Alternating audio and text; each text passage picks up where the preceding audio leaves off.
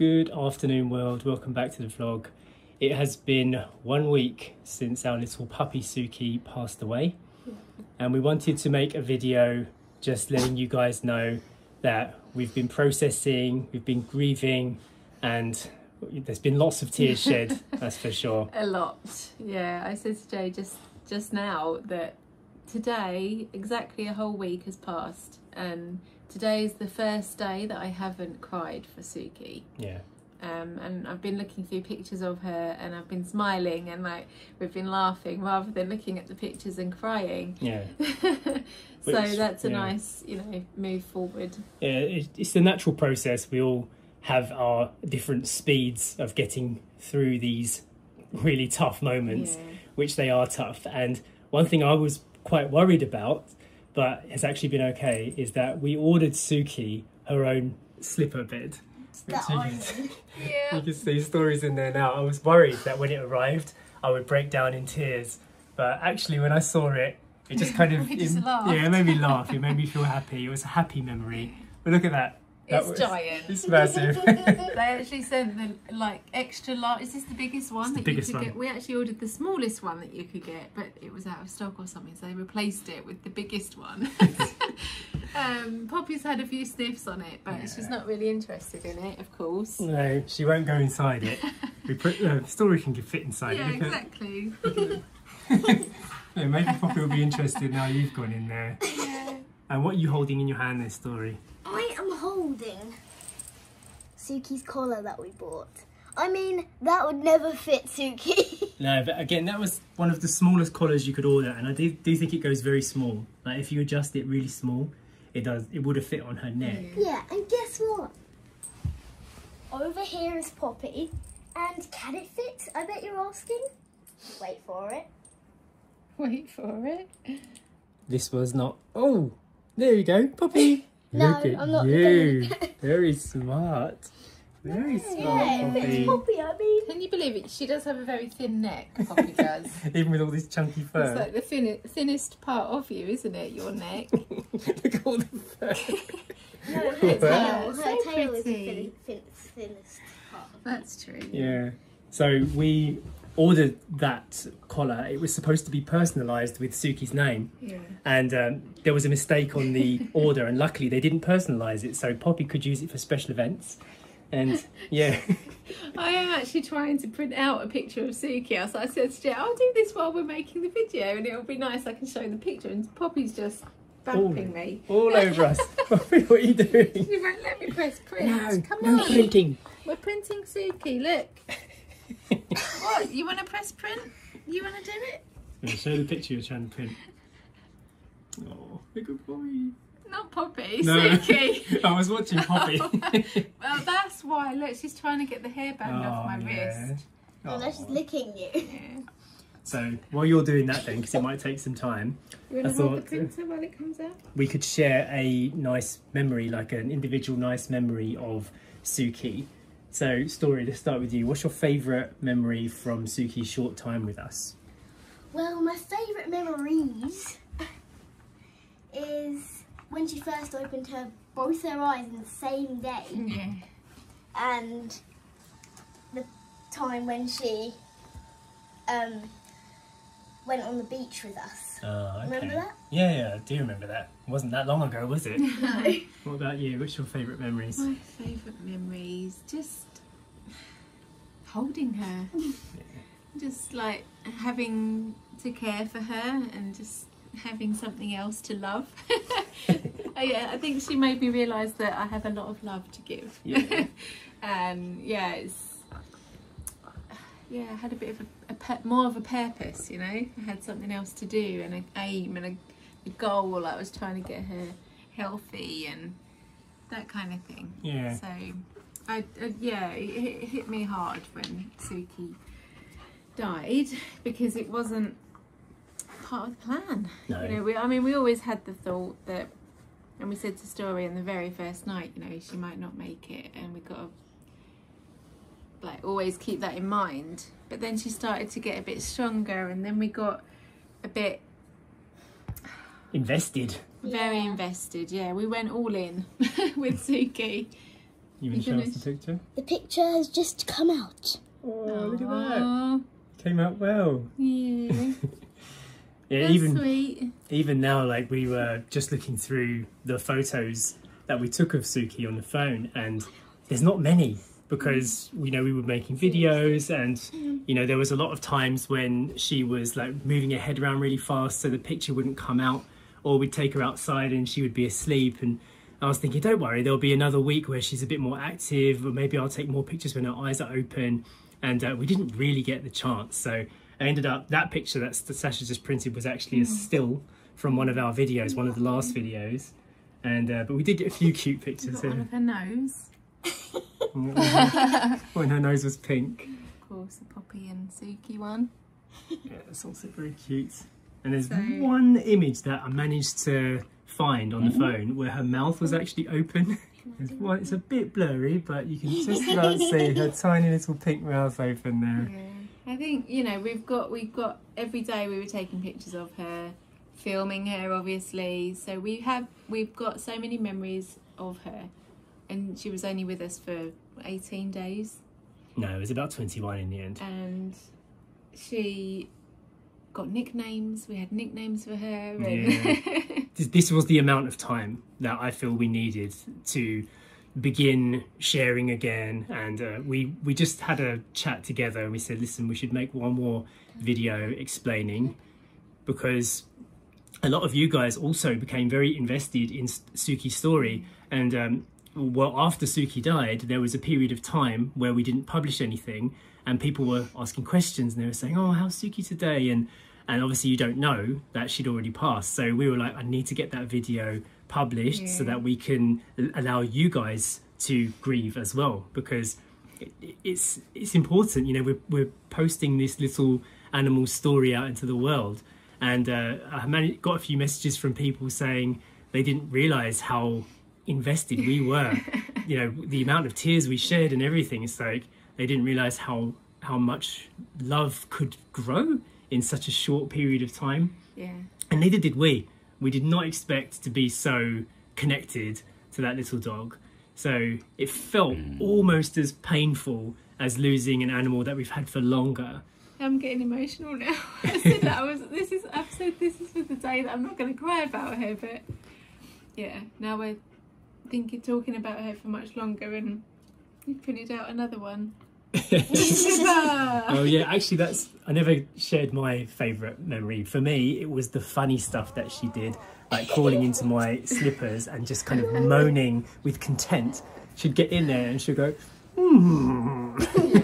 That's why we bought the slipper bed. Exactly. Because she was just like obsessed with trying to get into Jay's slipper. Whenever it was on the floor, she'd climb out of her basket to go into the slipper. Yeah, nice and warm. I think she probably thought it felt a bit like Mummy's tummy. Just getting close there. Yeah. Yes, Story? You know what else she really loved? Going in the laundry pile. Yeah, she loved the laundry pile as well.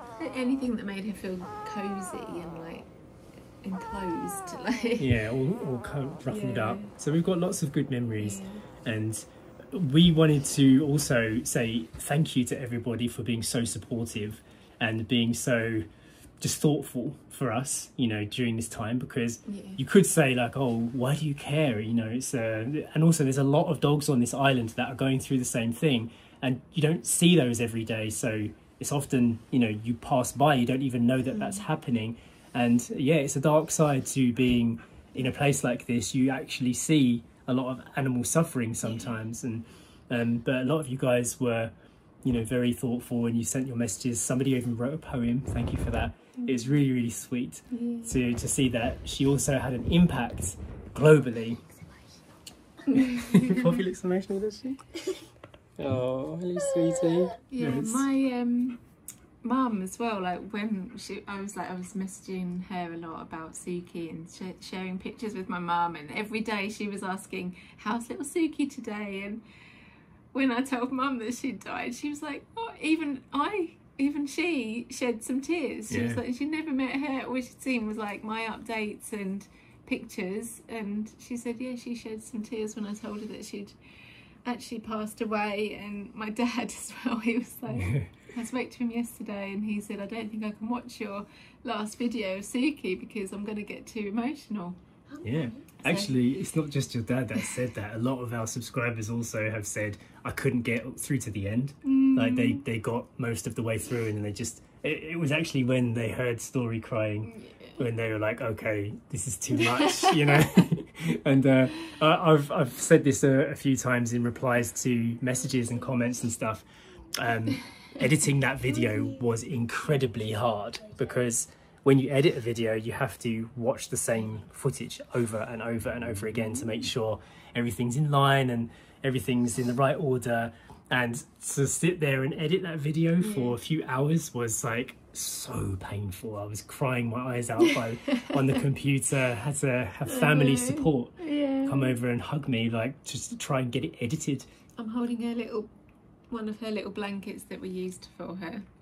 So with the pictures, we print them some out, and I'm going to just put one on top of this and put it in our box where we also have a picture of our other dog Eden and her favourite bone toy we've got like in a little box. So I'm going to add some Suki bits into it as well, because even though we had Eden for 10 years or more, 11 years she was in our life, and Suki was in our life for 3 weeks.